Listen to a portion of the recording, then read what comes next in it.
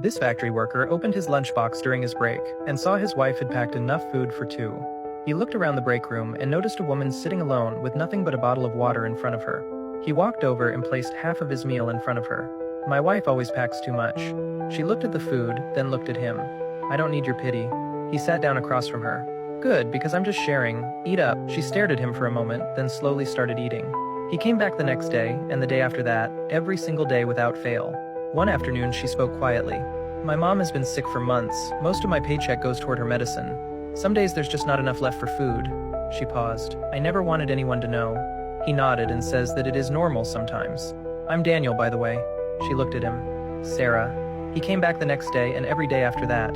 Then one Friday, Sarah wasn't there. Daniel sat with 2 portions of food and an empty seat across from him. She never came back and he never found out why. 3 years later, Daniel's life looked completely different. A serious illness had forced him to stop working for months, and when he finally recovered, his factory had already replaced him. Since then, he had been searching for a job for a long time. Interview after interview, rejection after rejection. This was his last real chance. He walked into a large factory office building, resume in hand, answered every question, shook every hand, and walked out not knowing if it was enough. He stepped into the elevator alone. His eyes were tired. He was doing everything he could to stay hopeful. The doors were closing when a woman stepped in quickly. She glanced at him, then looked again. "Did you used to work at Parker Manufacturing?" Daniel looked up slowly. She said softly, "You used to put food in front of me every day. You said your wife always packed too much." He stared at her. She smiled. "Daniel, it's me." His eyes widened. "Sarah?" Her eyes filled immediately. She nodded. "My mother got better and we moved to another city. I never got the chance to say goodbye." She paused. "I never got the chance to say thank you."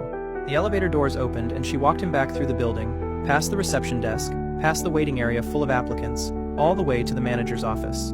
She picked up the phone. "Can I get everyone to the main meeting room right now, please?"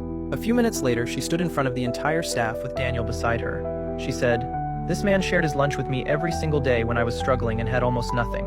He never made me feel embarrassed. He never told a soul." The room fell silent. She turned toward him. "Effective today, you are hired, Daniel." Daniel stood there completely speechless. Sarah smiled and said, "My lunchbox has extra food today." Daniel laughed and cried at the same time, right there in front of everyone. What you give someone during their hardest days can return to you when you need it most. Comment respect if you agree.